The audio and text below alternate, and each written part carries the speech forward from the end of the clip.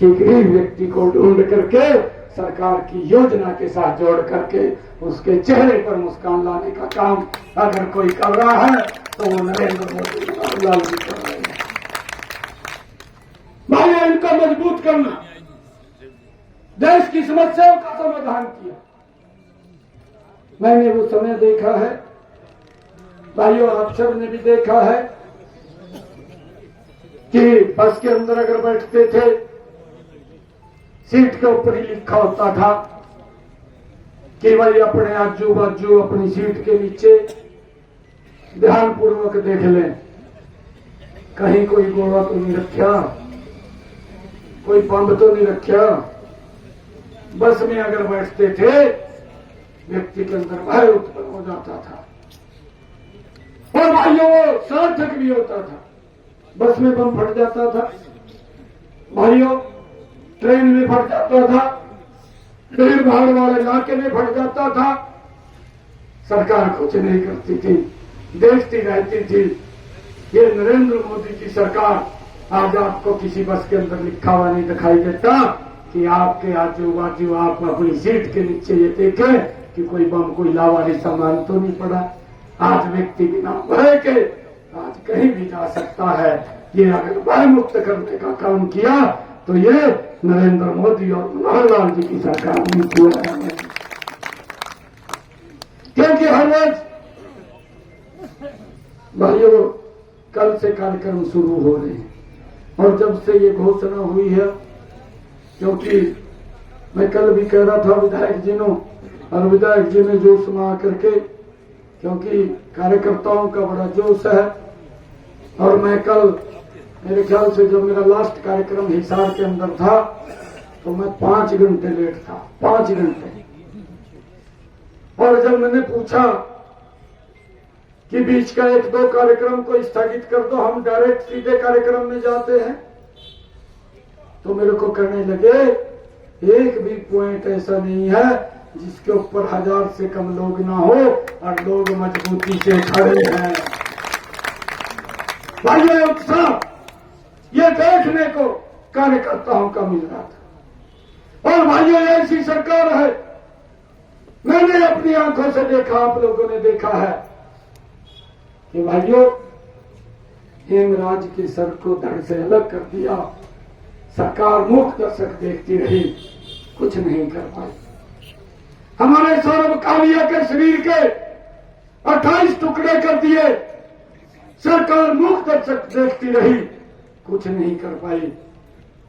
सर्वजीत की बहन गुहार लगाती रही, मेरे भाई का कसूर नहीं है, पाकिस्तान से उसको जिंदा लाया जाए, परंतु उसकी डेड बॉडी ही वापिस आई, सरकार कुछ नहीं कर पाई।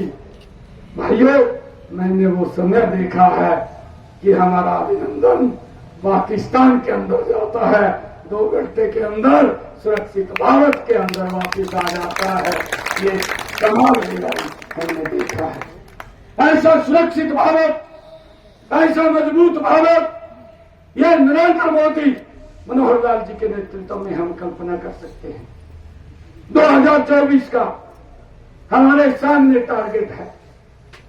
और भाइयों मैं आप कार्यकर्ताओं को कहना चाहता हूं, ये हमारी दोनों सरकारों ने इतने काम किए हैं कि मेरा पेज का कार्यकर्ता भी अगर जो शराब दे रहा था विधायक जी, अगर वो व्यक्ति भी मेरे पेज के कार्यकर्ता से बहस करना चाहे, उसके भ्रष्टाचार के 100 काम वो उजागर कर देगा और अपने जो विकास हमने किया है, जो काम किए हैं, उसके 100 से भी 200 कार्य बताने का वादा मेरा पेज का कार्यकर्ता रखता है। और भाइयों वो कहीं भी जितने काम किए हैं, किसी भी कार्यकर्ता का भाइयों किसी मंच के ऊपर भी वो सिर ऊंचा नहीं होता, वो गौरव से उसका सिर ऊंचा होता है। ऐसे काम ये हमारी सरकार ने किए, लगातार कर रहे। और हमने 2024 के चुनाव के अंदर आज इसे कपिल मुनि की भूमि से हम ये संकल्प लेकर के जाएंगे कि भाइयों 2024 के अंदर जो काम नरेंद्र मोदी जी ने किए हैं, जो काम मनोहर लाल जी ने किए हैं, उनके दम के ऊपर 10 की 10 कमल के फूल खिला करके नरेंद्र मोदी जी को तीसरी बार प्रधानमंत्री बनाने का काम। हरियाणा के अंदर भी मनोहर लाल जी के नेतृत्व में यह डबल इंजन की सरकार बनाने का काम ये मेरा कार्यकर्ता करेगा, मजबूती से करेगा, ताकि ये प्रदेश विकास की गति के ऊपर आगे और तेजी से बढ़े। भाइयों, इसके लिए हमने काम करना है। मैं आप लोगों का भाइयों बहुत बहुत धन्यवाद भी करता हूं और आप लोगों से क्योंकि ये कहना चाहूंगा, क्योंकि जितना समय मैं पहले देता था शायद उसके अंदर समय कुछ कम हो जाएगा, उसके अंदर एडजस्टमेंट करनी है। परंतु मैंने आप लोगों को एक बात कही है कि अगर 2 बजे भी मेरी आवश्यकता आप लोगों को पड़ेगी, रात को 2 बजे भी मैं आप लोगों के बीच में उपस्थित रहूंगा। ये मत सोचना, क्योंकि आपके आशीर्वाद से, आप वो आशीर्वाद दें कि जो सोच करके नरेंद्र मोदी जी ने जिम्मेवारी दी है, जो सोच करके नड्डा जी ने जिम्मेवारी दी है, जो सोच करके मनोहर लाल जी ने जिम्मेवारी दी है, उसके ऊपर मैं 100% खरा उतर सकूं। मैंने कल देखा है, अपनी आंखों से देखा है। मैं जींद में था, जींद के बाद हिसार के अंदर था। इतना उत्साह, इतना जोश मेरे कार्यकर्ताओं में, आम लोगों के अंदर है कि जब 2024 का चुनाव आएगा, भाइयों, डबल इंजन की सरकार, 10 की 10 लोकसभा की सीटें और हरियाणा प्रदेश के अंदर डबल इंजन की सरकार बनाने का काम ये हमारे कार्यकर्ता करेंगे।